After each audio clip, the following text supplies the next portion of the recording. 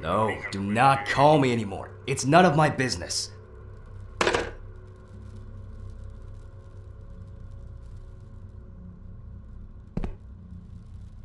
How am I supposed to record a lecture for the students now? Feeling completely broken.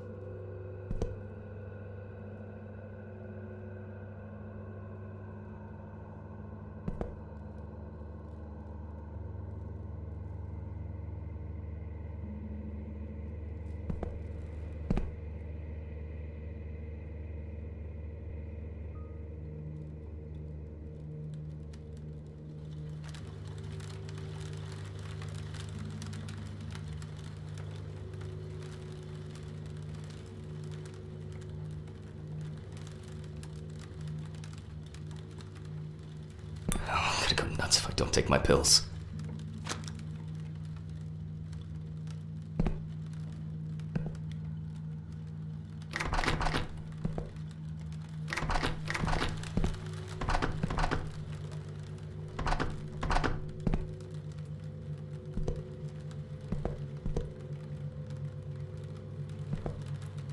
It's supposed to rain today.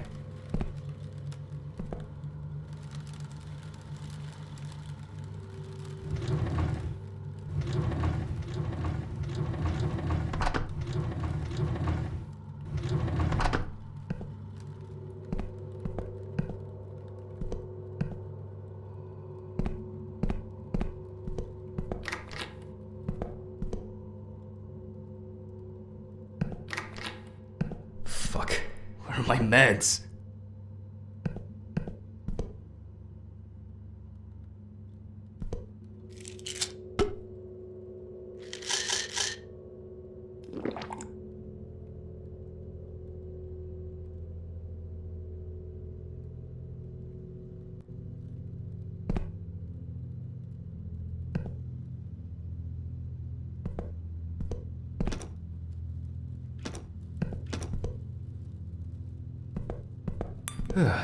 Alright.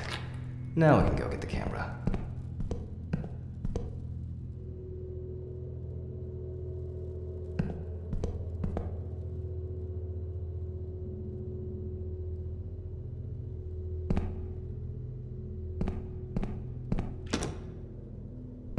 This place is starting to look like a garbage dump rather than a storage room. Repairs, repairs.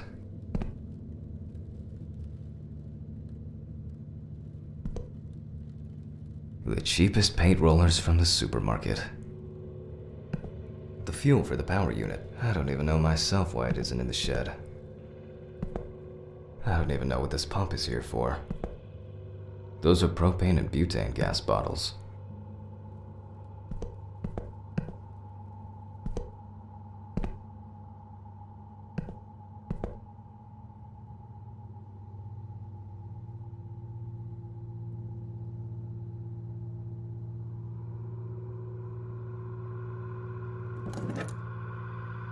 Well, I hope I won't forget to press the record button this time.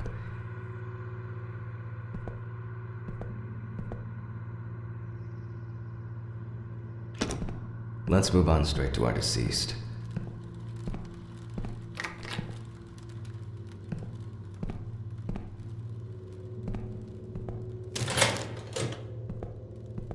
I'm wondering how the new tripod is going to work.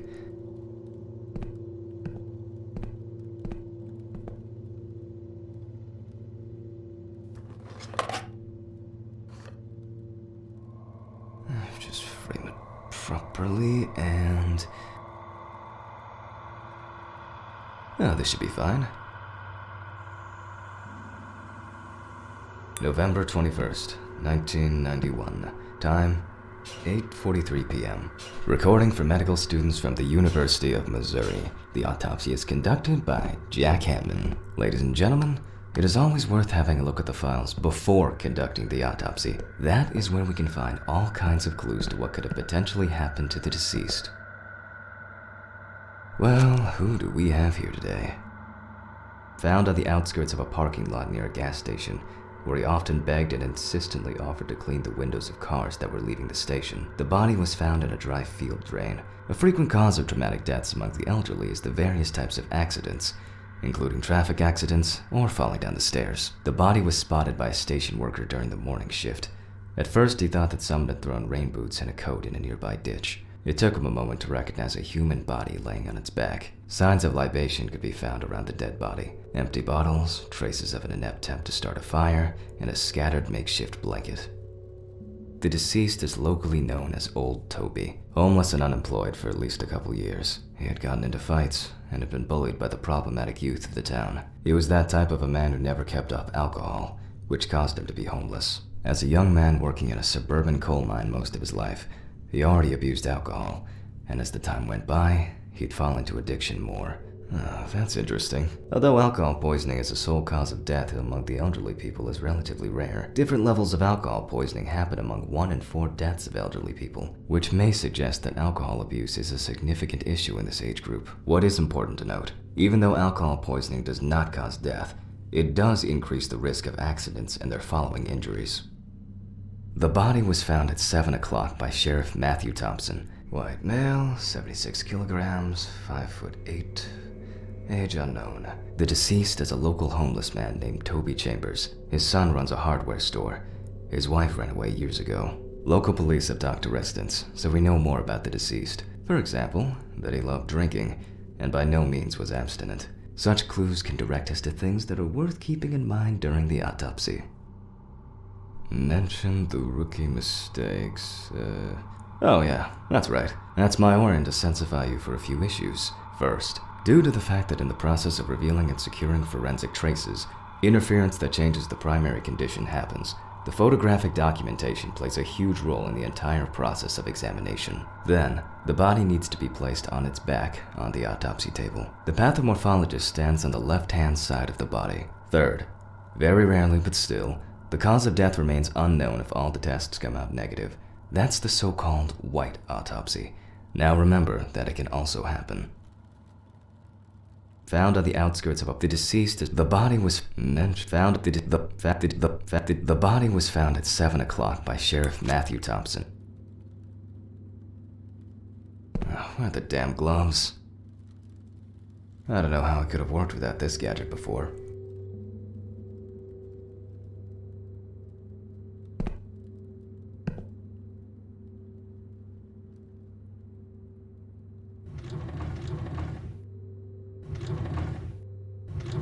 I don't have anything better for the photo files.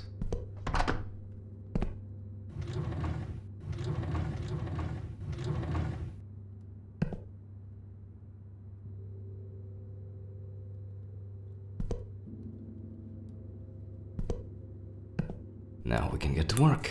We're going to need the camera. It should be here somewhere. Must have left it in one of the drawers.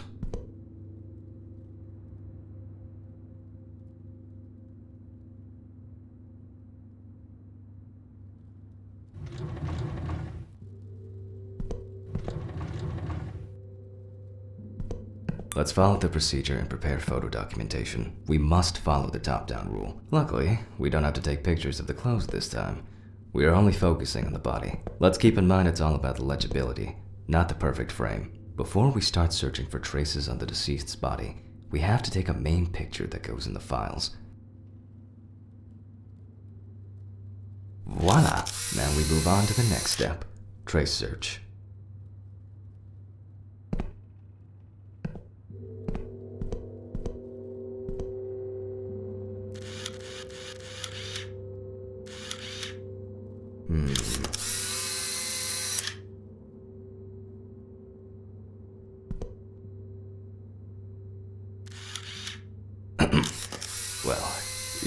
don't have to stand close to be able to smell a strong odor of alcohol and other discharges. There's nothing left to say. Old Toby didn't spare himself.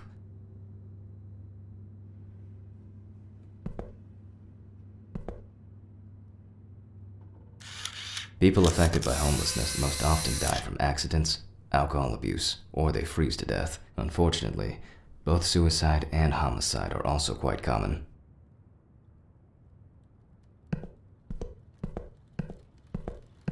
We're going to need better zoom here. And that's perfect.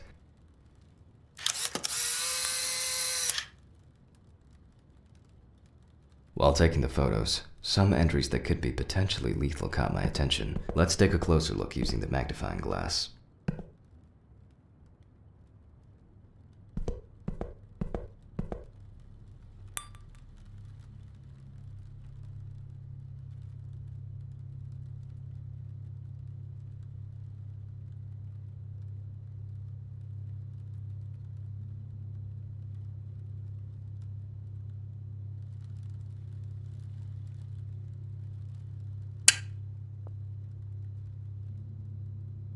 An old wound that hadn't healed properly. It must have been some kind of burn or other injury. Nevertheless, it has nothing to do with the potential cause of death. There are frostbite marks all over the deceased's body. Although they are most visible on the tips of his fingers, they can be recognized by the very specific color of the skin. However, the hands tell us much more.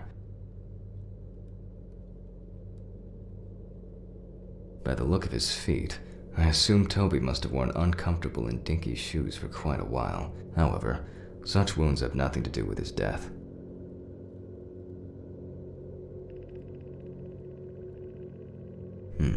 That's something interesting.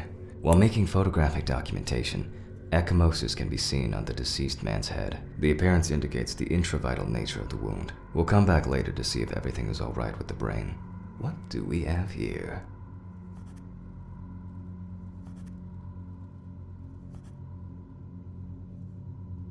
It could be freezing to death.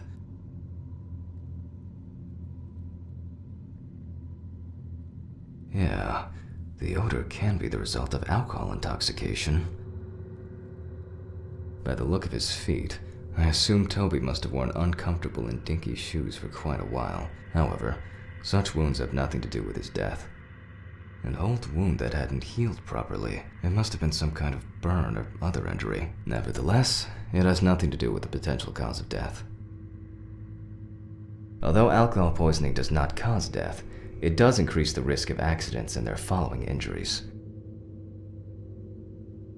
The condition of the head tells us it could have been a fatal accident. A frequent cause of traumatic deaths among the elderly is the various types of accidents, including traffic accidents or falling down the stairs. At this point, that's all I can do based on all traces on the body of the deceased. The inside should tell me much. Now let's check the level of muscle tension. This will allow us to establish time of death. Let's raise the deceased's hand.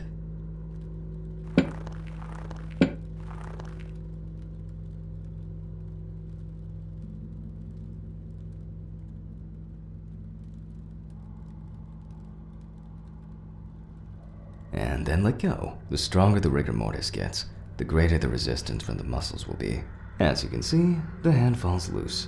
The rigor mortis has already subsided. We can then assume that the time of death stated in the files is correct.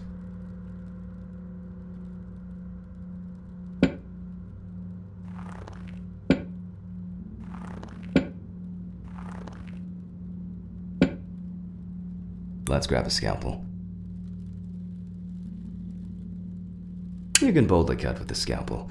It won't hurt him no more. We always start with the neck and move down towards the symphysis pubis. The incision should be deep. Next, we separate the skin and prepare to remove the ribs.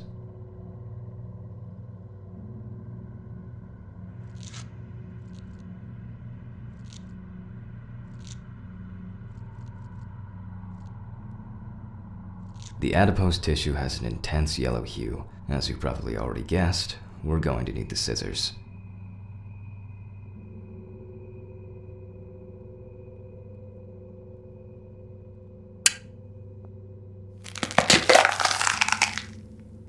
After removing both cartilage and bone tissues, we are actually interested in two things that you can see at the very first glance.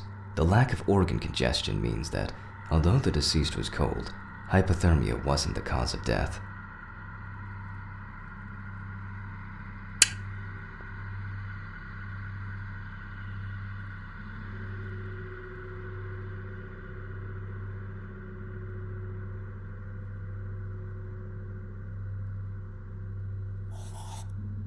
We can eliminate freezing as the cause of death.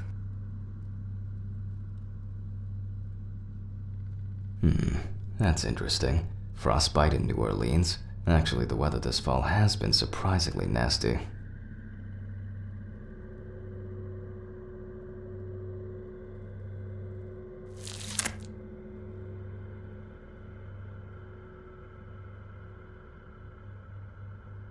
The deceased smoked like a chimney. Let's take a closer look. We see widespread black and tarry deposits caused by smoking cigarettes. Despite the tragic condition of the lungs, they are not the cause of death. Now we need to go grab the syringe. At this point, we need to test the level of blood alcohol concentration of the deceased. We move on to collecting blood from the heart. 5 milliliters from the left ventricle should do it. Now, we prick the bladder and draw about 10 milliliters of fluid. We also collect the fluid from the deceased to determine the level of alcohol concentration in the vitreous humor. Keep in mind that you have to set the right time and speed on both knobs before running the centrifuge. Our samples may break into pieces due to the centrifugal force if we set up the wrong coordinates. I myself am terrible with numbers because I suffer from dyscalculia, which is why I always keep the appropriate coordinates at hand.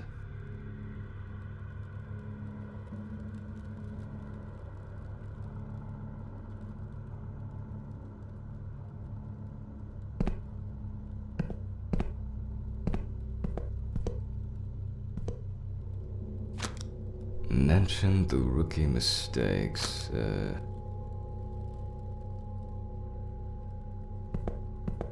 We'll get to making notes on the board.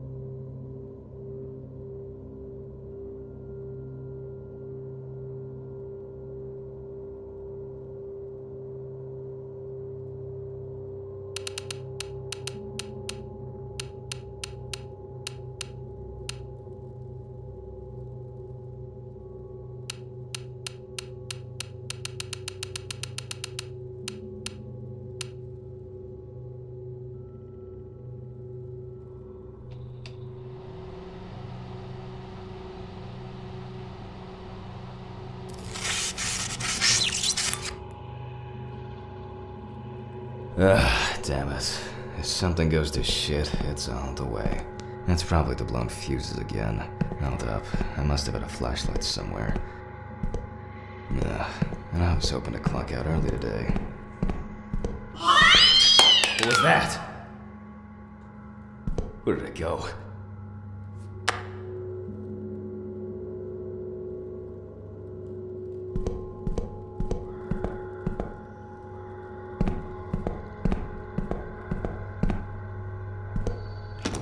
Yeah, it's definitely the fuses. Right goes first, left next. Voila!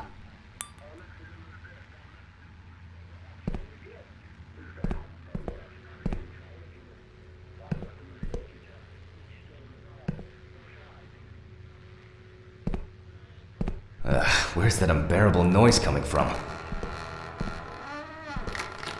That's strange. I'm pretty sure I closed the window.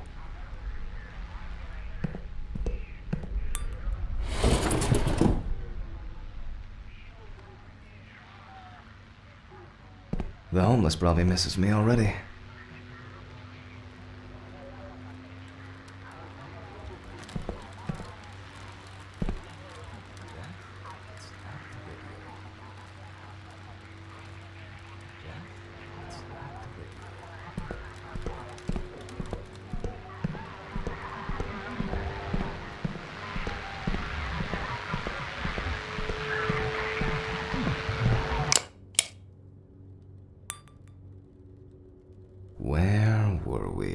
Oh yeah, the blood alcohol concentration.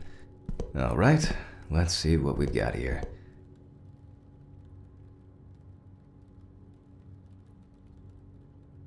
Well, everything is telling us that the BAC, blood alcohol concentration, is high, hence the smell we're getting from the deceased. Still, to be 100% sure, I have to send the samples to the lab. Unfortunately, I don't have the equipment to conduct a detailed analysis here.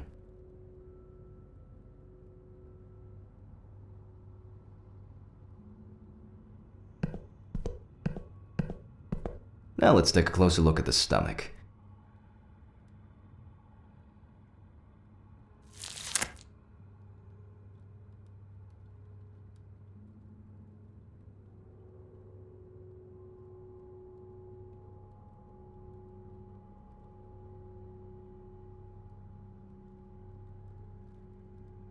As expected, the stomach has no major external damage. In this case, further inspection is no use. We must cut him open.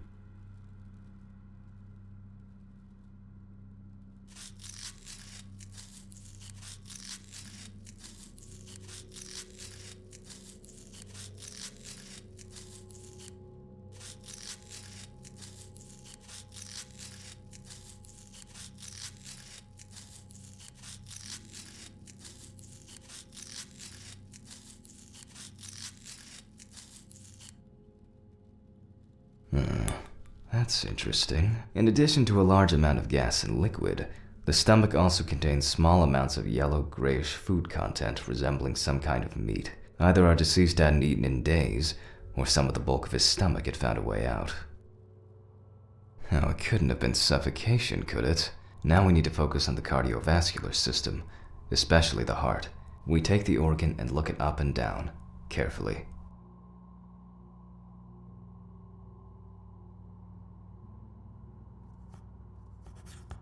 In addition to a large amount of gas and liquid, the stomach also contains small amounts of yellow-grayish food content resembling some kind of meat. Either our deceased hadn't eaten in days, or some of the bulk of his stomach had found a way out.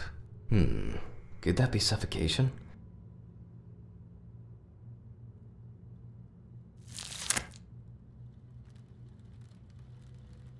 At first glance, the heart looks fine. The pulmonary trunk and aorta seem to be in good condition. There are no pathological changes that have contributed to our Toby's death. Well, once we've got the body ticked off, we can move on to the head. Let's take the autopsy saw to cut through the skull to cleave it in two. Remember, the skull, not the saw.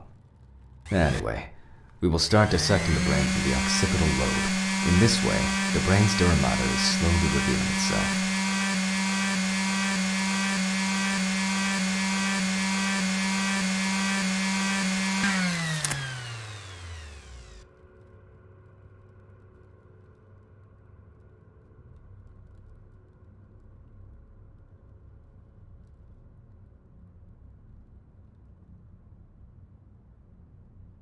After the basic examination, we can see that the cerebral gyri in both brain hemispheres are symmetric and the bumps between them are clear.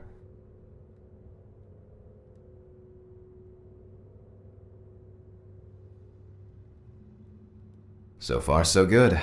The hematoma seems to have had no effect on the organ we're examining. Let's check its transection. Moving on, holding a knife with a long, narrow blade in your dominant hand, cut the cranial nerves on both sides, pulling the brain towards you.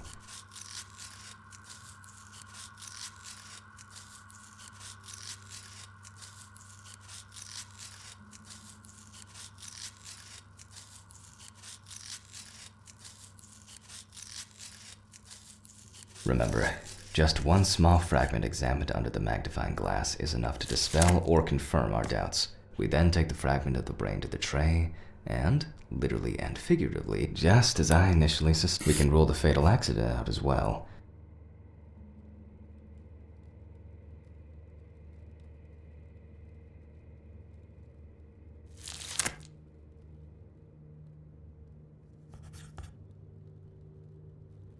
Same as we did with the stomach. External inspection didn't tell us anything. Now the scalpel comes into play. While cutting a small organ, such as the trachea, we must perform a precise incision. To be able to cut with the very tip of the blade, we must hold the knife as if it was a stylus.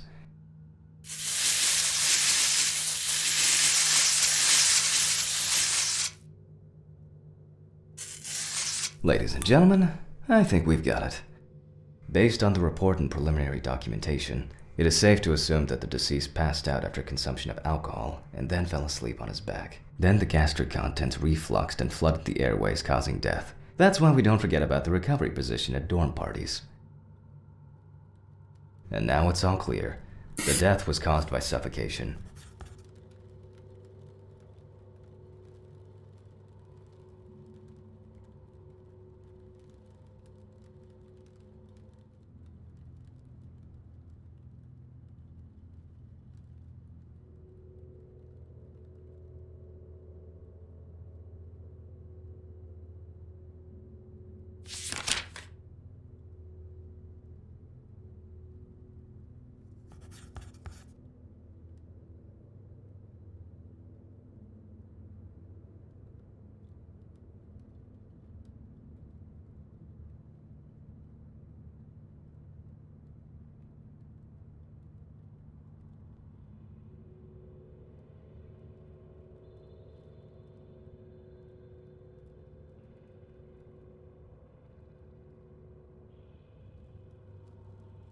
It went quite smoothly today. I'm about to get off.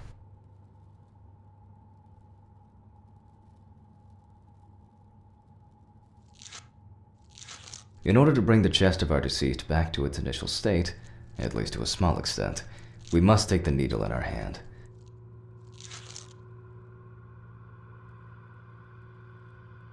We sewed the deceased using the baseball stitch technique. This stitching method is very strong and quick to do.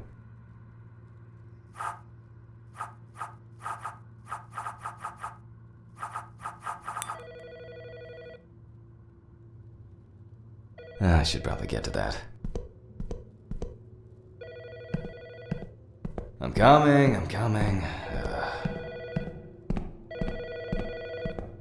This is Dr. Jack Hanman. Please leave a message. Good evening. How are you? How are you?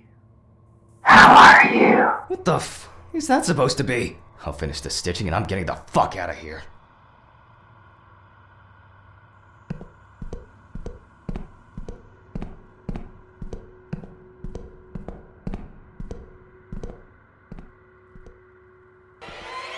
What the fuck?